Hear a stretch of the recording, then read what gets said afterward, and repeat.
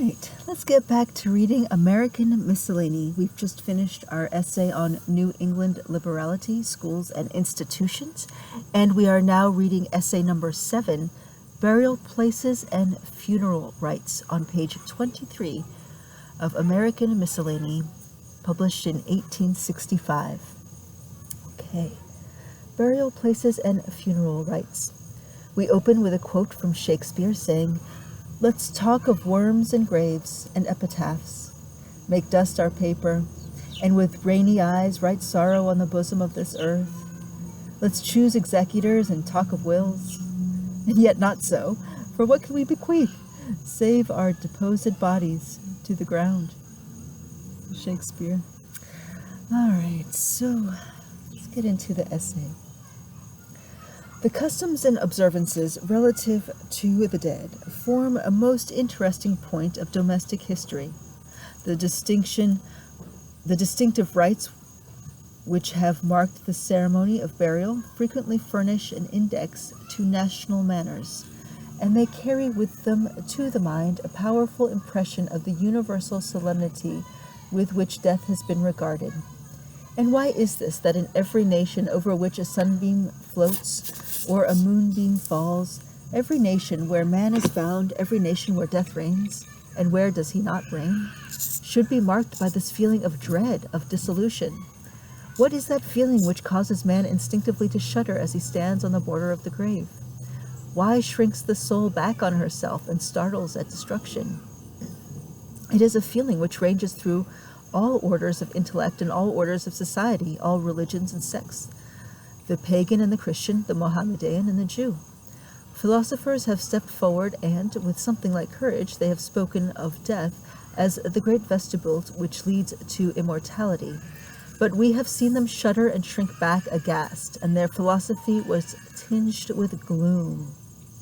Poets, Blair, Young, Gray, the Montgomery, and Bryant, have broken the silence of the graveyard with the wild and fitful murmurings of their harps. But the wild notes were only as gusts of mournful wind which sweep round the sepulchre and breathe a balmy sadness over the peopled solitude. Young, Blair, and Porteous will be quoted as contradictory of this, and it will be said that they sung a lofty paean of triumph, and their songs were not the songs of death. Yes, but they did not set their foot upon corruption. They walked round the grave and sang. Their spirits should have entered the grave. They should have flashed the fires of immortality on the very place of worms. They should have torn down the mystic curtain and shown that death is actually not dreadful, that death has actually no power, that universally, as the spirit of corruption reigns, the spirit of immortality starts with flashing pinions from the ashes of corruption, that every sad rite and funeral solemnity, every solemn marble and falling tear, every national funeral ceremony is the proud and towering evidence of death's defeat, that annihilation is a thing unknown through all the range of finite and infinite, that destruction is renovation, and renovation immortality. And this can be shown. It can be seen that all burial rites are holy solemnities. Aye, holy. For fantastical and superstitious as they may seem, they all contain one grand assumption, that at the cessation, shall we thus call it, of man's existence, his vital part returns to its grand and primal origin. If the followers of Thales interred in water, it was because water was believed to be the origin of all things and the destiny of man. Why did the disciples of Heraclitus build the high funeral pile? And why, amid sacrificial incense, did they burn their friends upon it? Was it not because they believed the human soul to be a thing of flame, born and cradled, so to speak, in fire? If the Romans flung the rose upon the grave, that it may shed its fragrance there, if the Greeks laid around it the amaranth and the myrtle, if they built the funeral pile of sweet fuel, the evergreen trees, the cypress, the fir, the larix, and the yew, did they not give thus an evidence of their hope and belief in immortality? and show that they indulged the sweet expectation of meeting the departed loved ones over again? Nay, was not every custom a symbol, and every ceremony a type? If, when the pyre was kindled, the face was averted from the spectacle, was it not to show the grief with which they ministered the melancholy office? Yet, as they were commended in performing the ceremony to lift the eye upward to the blue heavens, was it not to evidence the expectation of reunion there? The first cemetery of which we have any notice is that which existed beyond the lake Acherusia, or Akarajish in Egypt, which name signified the last state of man. This cemetery and its various ceremonies laid the foundation of many of the notions connected with Egyptian and Grecian mythology. The lake we have mentioned gave rise to the fable respecting Acheron.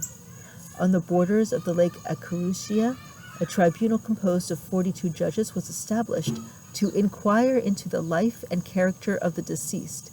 Without this examination, a corpse could not be carried to the cemetery beyond the lake. If the deceased had died insolvent, the corpse was adjudged to his creditors in order to oblige his relatives and friends to redeem it. If his life had been wicked, the privilege of burial was refused to it, and it was carried and thrown into a large ditch called Tartar, on account of the lamentations this sentence produced among the friends and relatives of the deceased. The Greek Tartarus had its origin in this Egyptian one. If no accuser appeared, or if the accusations were found groundless, the judges decreed the regular burial, and an eulogium on the deceased was pronounced amid the applause of the bystanders. In this eulogy, his talents, virtues, accomplishments, everything except his rank and riches were praised. We do have an illustration here. Let's go ahead and check it out. Egyptian funeral procession. To carry the corpse to the cemetery, it was necessary to cross the lake and to pay a small sum for its passage. This circumstance has been carefully transplanted into the Grecian mythology. The cemetery was a large plain surrounded by trees and intersected by canals, to which was given the appellation Elisut, or Elysius, meaning rest. Everyone recognized in this description of the Greek Charon his boat, his ferry money, and the Elysian fields. The whole ceremony of interment seems to have consisted in depositing the money in an excavation made in a rock or under the sand, which covered the whole Elisot. And then the relatives of the deceased threw 3 handfuls of sand as a sign to the workmen to fill up the cavity, after uttering 3 loud farewells. One of the customs relating to the dead which is obtained among all nations is that of mourning. As a custom, it is very ancient. The oldest records bear some notices of the modes of mourning for the dead. Abraham mourned for Sarah, Joseph mourned for his father, and the children of Israel mourned 30 days for Moses. The origin of wearing a different dress arose doubtless from the circumstances of the carelessness and indifference which was engendered by death in the family. The colors of mourning are different in different countries. In Europe and America, the ordinary color for mourning is black. In China, it is white, a color that was the mourning of the ancient Spartan and Roman ladies. In Turkey, it is blue or violet. In Egypt, yellow. In Ethiopia, brown. And kings and cardinals mourn in purple. Every nation gave a particular reason for the particular color, or they assumed it in mourning. Black, which is the privation of light, indicates the privation of life, and white is an emblem of the purity of the spirit, separated from the body. Yellow is to represent that death is the end of all our earthly hopes, because this is the color of leaves when they fall, and flowers when they fade. Brown denotes the earth to which the dead return. Blue is an emblem of happiness, which it is hoped the deceased enjoys, and purple or violet expresses a mixture of sorrow and hope. There were various ways among the ancients of mourning. The monarch laid aside his robe and crown and various insignia of royalty. The people rent their clothes, beat upon their breasts, wore sackcloth, and sat in ashes. A public mourning was sometimes celebrated by a general fast, and when such an event took place at Rome, all the shops were closed. The senators laid aside their Laticlavian robes, the consuls sat in a lower seat than usual, and the women put aside all their ornaments. There was a remarkable practice among the ancient soldiers of mourning for their fellows. The whole army attended to the funeral solemnities with their arms turned upside down. An Irish funeral is of all funerals one of the most singular.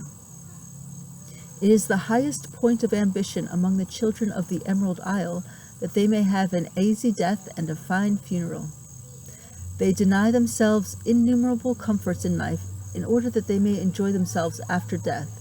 Their shroud and burial dress are frequently in readiness for them several years before they are required, and the headstone for the grave frequently may be seen ready in the cottage, and the Irishman gazes upon it with ecstatic rapture when he remembers how nice and neat it will look when it marks his burial place. There are no people who seem to look forward to death with so little dread as the Irish. They look upon the day of their death as a grand gala day, and it is the great object of their lives to make all possible provision for it. The funeral procession in Ireland always bears more resemblance to an electioneering ceremony. The Irish funeral howl is notorious, and although this vehement, vociferous expression is on the decline, there are still a race of women called keeners or mourners by profession. A late traveler has been curious to attain information relating to them and describes some of them as very extraordinary characters having memories exceedingly powerful, voices singularly harmonious and strong, and an intellect by no means weak. In Spain, a widow passes the first year of her mourning in a chamber hung with black, into which daylight was never allowed to enter. With this lugubrious year was ended, she changed it for one hung with gray, into which she sometimes admitted an intrusive sunbeam. But in neither chamber did custom allow her a looking-glass, nor anything but actual necessities. This victim to custom was immediately released if she obtained another husband. In some parts of Africa, the husband is no sooner dead than his wives, concubines, servants, and horses are strangled, under the impression that they will render him the same service in his future life which they rendered him in his past. In Darien, when a widow dies, such of her children as are too young to provide for themselves are buried with her in the same grave. It's convenient. At the Cape of Good Hope, in order that widows may not impose themselves on men as virgins, they are obliged to cut off a finger for every husband that dies. Some of the American Indians lay their dead bodies on scaffolds where they erect seats for the mourners, who go every day and sit for a considerable time and howl for them. But if they cannot howl themselves, they hire persons to howl in their stead. Herodotus mentions that among the ancient Cretonians, a people of Thrace, widows, assisted by their relatives, made interest who should be preferred to the honor of being killed on the grave of their dead husband. Some ancient nations dressed themselves as women when they lost their relatives in order, it is related, that the ridicule attached to their vestments might make them ashamed of their grief. The Abyssinians mourn for their dead many days, beginning their lamentations with the morning and continuing them till night, when the nearest relatives and friends of the deceased assembled at the grave, together with several hired female mourners, who join the solemnity with shrieks, also clapping their hands, smiting their breasts, and uttering the most doleful expressions of grief. When a person of ordinary rank dies at Guinea, his friends and neighbors set up a loud cry round the corpse, carrying it into the open air, and asking it the cause of its death, and whether it perished through the want of food or not, or from the effects of necromancy. Right, let's take a look at these pictures. All right, we've got mummy cases and marble sarcophagi.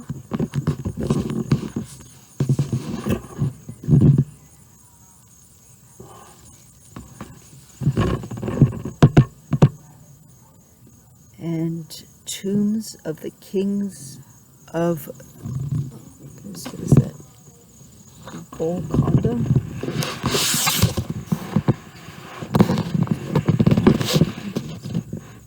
Find out. Right. The origin of embalming seems to us to be mysterious. It is undoubtedly originated in a wish to preserve. It undoubtedly originated in a wish to preserve the objects of affection and love. And there can be little doubt that the Egyptians were the first who practiced the art. It has generally been considered the highest point of internal civilization, and to be met with only among these people on whom the light of science has been poured. But strange to say, the custom has been found prevalent in the islands of the Southern Ocean, and that too, with many of the attendant circumstances which marked the Egyptian embalmments. The customs prevailing at Tahiti on the death of a person of distinction are in the highest degree appalling. The fearful manner in which the natives cut themselves with knives excites horror in the mind. Their superstitious mode of burying the sins of the dead are subjects of deep and fearful interest alike in the annals of man's external history and the memorials of his mental imbecility. The Peruvians, it seems, had an effectual method of preserving the bodies of their Incas or kings. Their main secret is supposed to have been the burying of them in snow, and afterwards applying a certain bitumen, which kept them as entire as if they were still alive. The Jews, as we are told by Camden, the Assyrians, and the Scythians had all different ways of preserving their dead. But the most extraordinary method is that adopted in the monastery of St. Bernard. It is the custom of that fraternity to preserve the dead bodies of their monks and afterwards place them erect in niches along the walls. This is effected by baking them in a very slow oven contrived for the purpose, and they will remain thus preserved for centuries without changing or becoming in the least offensive. They are dressed in their hoods and cloaks. The word mausoleum originates from Mausolus, a king of Caria, to whom a sumptuous sepulchre was raised by his wife Artemisia. King Mausolus is said to have expired in the year 353 BC, and his wife was so disconsolate at the event that she drank his ashes and perpetuated his memory by the erection of this monument, which became so famous as to be esteemed the seventh wonder of the world. It is described as the realization of a fairy temple, personifying all the beamy dreamings of Arabian enchantment. It stands in the midst of the desert where rudeness and desolation reign. The gate leading to it is a building which in any other place the traveler would stay to gaze on and admire, but scenes beyond attract his notice. The entrance is a palace of deep red stone, inlaid with white marble. Oriental architecture has here lavished all its powers, especially in the domed room, the circular hall, and the wide-stretching gallery. The place of actual sepulture is of a chaste and matchless beauty. Around it on three sides are suites of apartments consisting of 3 rooms in each, all of white marble, having lattices of perforated marble for the free transmission of air and opening to the garden. The window frames are of marble, and altogether this superb piece of art impresses the mind of the beholder with an overwhelming feeling of amaze that such a building should be a monument to death. Right, we've got some more images. Let's see if we can look at these pictures here. The first one is titled Embalming, the Process of Bandaging and Painting an Embalmed Body, designed from the ancient Egyptian monuments.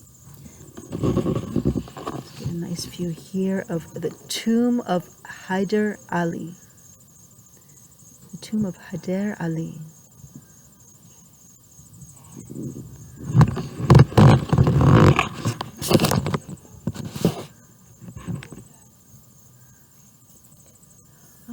Golconda, near which are the tombs represented in one of our engravings, it's a previous page, is a fortress of Hindustan, formerly the capital of the province of the same name. It is the residence of the kings. This fortress, for extent, might be called a city, in the middle of which rises a hill like a sugar loaf.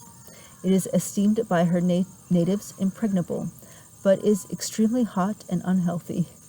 It is now the repository of the wealth of the Nizam. The principal mineral production of this country is that most invaluable of gems, the diamond. It is generally found in the narrow crevices of the rocks, loose, and never adherent to the strong stratum. These miners, with long iron rods which have hooks at the end, pick out the contents of the fissures and wash them in tubs in order to discover the diamonds. Is it really that easy?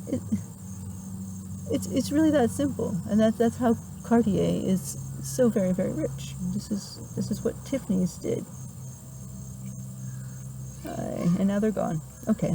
Hindustan is famous for its diamond mines. Hindustan was famous for its diamond mines. In Kalur, near Golconda, they dig in a large plain to the depth of 10 or 14 feet. 40,000 persons are employed, the men to dig, and the women and children to carry the earth to the places in which it is to be deposited before the search is made. Diamonds are also found in the gravel or sand of rivers, washed out of their beds and carried down with the stream. The river Gonel near Sumbulpur is the most noted for them. Many other precious stones are found in this country. Beautiful indeed are the environs of Golconda, adorned with the tombs of her former rulers. Magnificent mausoleums of marble and gold, marble wrought with the finest chiseling, woodwork where the delicate tracery of the carver is covered over with rich gold, so that the whole seems as if wrought in the priceless gold mines of the world. The architecture of these noble monuments of former times, although neither Ionic, Gothic, nor Corinthian, is at once impressive and effective. Imagine that. In fact, all the monuments of the Hindus seem calculated to inspire the beholder with awe and admiration. While the domes of their buildings do not compare in symmetry and geometrical accuracy of measurement with the far-famed dome of St. Peter's, yet the eye of the beholder is dazzled, and after gazing in mute admiration upon them for hours, he turns away dissatisfied, only to look back again. There are many tombs near Golconda. 12 of these, however, are lofty and sublime in appearance, and when their domes are gilded by the rays of the setting sun, and the scene is rendered lifelike by the presence of a caravan of camels loaded with the rich treasures of the Eastern world, men dressed in gay costume or resplendent with the glitter of burnished armor, truly may we say, Golconda, thy diamonds glitter in the mines, but even on the surface are gems of priceless value. When the reader looks upon the tomb of Hyder Ali, the splendid pile of building will remind him of one of the most remarkable men, for such he really was. Its occupant rose from a situation of the most absolute obscurity, and gradually passing, as by an inclined plane, to the command of the army, he deposed the Raja Nunjerej and was chosen to govern the destinies of India. Hyder Ali died at the advanced age of 80. The engraving represents the superb place of sepulture in which both Hyder Ali and his son Tipu Saib are deposited. To attempt a description of this illustrious mausoleum would indeed be preposterous. The best description is that afforded by a view of the engraving, but all is faint, save the vast original. Morai is the name given at Otaheite, in the South Sea Islands, to the large burial grounds, which were formerly places of public worship. One of their most sacred places consisted of a pile of stones raised pyramidically on an oblong base. On each side was a flight of steps, those at the sides being broader than those at the ends, so that it terminated not in a square of the same figure with the base, but in a ridge like the roof of a house. There were 11 of these steps to one of these morais, each of which was 4 feet high, so the height of the pile was 44 feet. Each step was formed of one course of white coral stone, which was neatly squared and polished. The rest of the mass, for there was no hollow within, consisted of rounded pebbles, which, from the regularity of their figure, seemed to have been wrought. The foundation was of rock stones, which were also squared. In the middle of the top stood a figure of a bird carved in wood, and near it lay the broken one of a fish carved in stone. The whole of the pyramid made part of one side of a spacious area or square, 360 feet by 354, which was walled in with stone and paved with flat stones its whole extent. About 100 yards from this building was another paved area or court, in which several small stages raised on wooden pillars about 7 feet high, called by the Indians ewatas. Let's go ahead and take a look at this next engraving. It's titled Morai of Hawaii.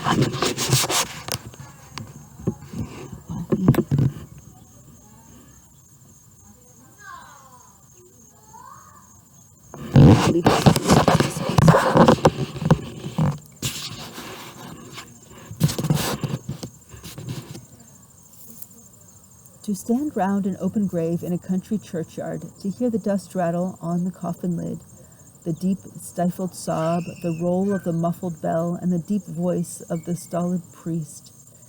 All these give solemnity to the impressive service, but a burial by land is not so solemn as a burial by sea. There is something in that event particularly impressive, the winds whistling through the flapping shrouds above, and the solemn voice of the waves dashing against the vessel beneath. These make music of the service, and ring the dirge and the requiem over the departed. In the former case, the dead one is laid to rest with his fathers in conformity with the usages of society, beneath the green turf, perhaps in the quiet valley where he first breathed life's breath, at any rate in the land of his birth, his own country. But in the latter there is no green mountain swelling in the distance, no sloping valley nor church turret, but all along the horizon swells one vast waste of waters. And as far as the eye can reach it glances over the blue and bounding waves, and no frilled pall is there. The national banner circles his form for a winding sheet, and his last bed is his coffin.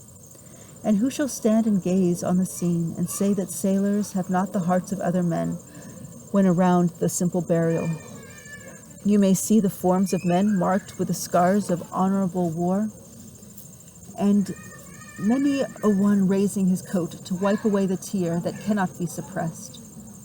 And where should be the sailor's grave but beneath the billows over which he triumphantly rode? His career was unchained, so let his grave be. He goes down to a depth which no plummet, save God's omnipresence, has ever fathomed. And if loathsome things creep over him, will he heed their assaults, secure in his last repose? And may we not then echo the question of the poet Howitt? Will he rise less joyfully when the last trumpet rings over the waters than those who laid them down in the ornamented cemetery? We trow not.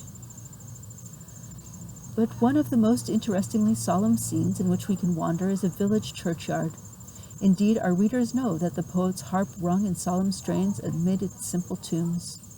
Our poets have dwelt in pensive, beautiful melancholy, reflecting on its scenes, the once busy and agitated hearts which lie beneath the sod, and the balmy tranquility, emblem of a deeper repose, which nature flings over the spot. And a burial place is, of all others, the most soothing. That is a fine expression in the book of Job. There the wicked cease from troubling, and the weary are at rest. It is a beautiful thought. Their hearts so still, so tranquil, were agitated as much as ours. Their heads were the seats of thought, their arms and legs were once active, their eyes could once drink in the beauties of nature's scenery, their hearts were susceptible to the same emotions as ours. They stood perhaps in this very churchyard and felt, as they looked on surrounding graves, the same emotions we feel. A few years and another generation will stand in the churchyard and we shall be in our graves. And when the minds revert to burials, to monuments, and to burial customs, by what variety are we surrounded? The lonely mound, the stranger's grave where no daisy blooms, no cypress hangs, no mourner weeps, the neat sepulchral stone, with the trimmed grass and perchance a flower showing its mild beauty on the brow of death. Then the monumental pile, the flowering epitaph, the entablature of ancestral birth and daring deeds. Can we go further than this? Oh yes, the proud mausoleum, more like a palace than a place of bones, where the Parian marble gleams in its whiteness, and the sculptor's noble effigies seem almost to breathe in stone.